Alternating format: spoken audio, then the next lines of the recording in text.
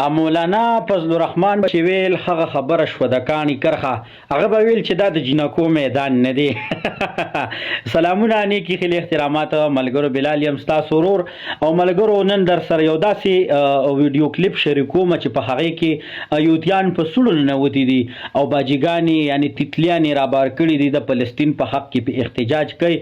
تقریبا 25-30 خوشه تیتلیانې یوتۍ ښځې راوتي دي او وایي چې د فلسطین چې د په حق کې احتجاج کو، خو په هغه احتجاج کې چې کومه ناربازي کړې ده نو هغه ناربازي چې د چا خلاف دوی کړې ده نو هغه الټه دوی ته راتاویږي.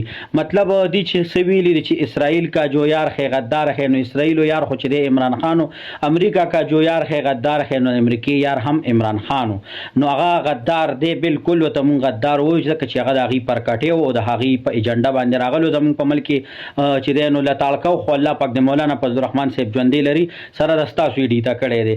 نو دغه دی یوتیانو تم لږ شانته کې غیرت ورچومه چې کم از کم کلم چې احتجاج کوئ په خپله کوئ، دا د جنکو میدان نه دی چې تاسو ورته ښځې رامخکې کوئ. نو ملګرو راځئ دا ویډیو کلیپ در سره د زنانو شریکوم، دا در سره لږ وګورئ.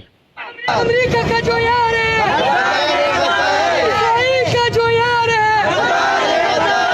اسرائیل کا جو یار ہے ایک ریاست دو دستور ایک ریاست دو دستور شرم کرو حیا کرو شرم کرو حیا کرو.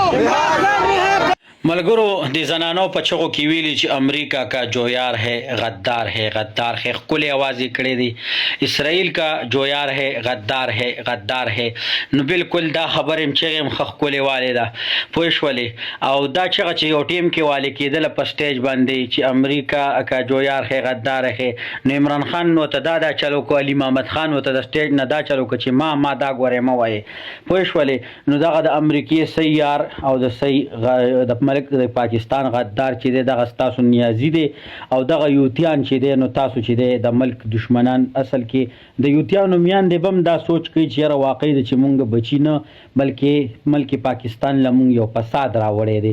ولې چې هغو ته د تورو نه سپین جوړی او د سپینو نه تور جوړی یو داسې مخلوق دی. ښه دې تتلیانو ته چې دی نو زه دا حیران یم چې ستاسو ورونه نشته دی، ستاسو مور پلار نشته دی که نه د فوټپات پیدا خلک یې، ځکه چې دا خو د جنکو میدان نه دی. دې ټیم کې یو سړی په کور کې ناست وي، دا خو د جهاد وخت دی، دا خو د جنگ وخت دی، د اسرائیلو خلاف دې ټیم کې جهاد پکار دی. پکار و چې دې ټیم کې خو چې دی په میدان عمل کې ولاړ وي او د جرأت او د بهادرۍ مظاهره هم کړې وه، لکه څنګه چې مخکې ورځو کې مولانا فضل الرحمن صاحب وکړه چې د فلسطین سفیر یې راوست او په سټیج یې کینولو او باقاعده هغه له هم د تقریر موقع ورکړله.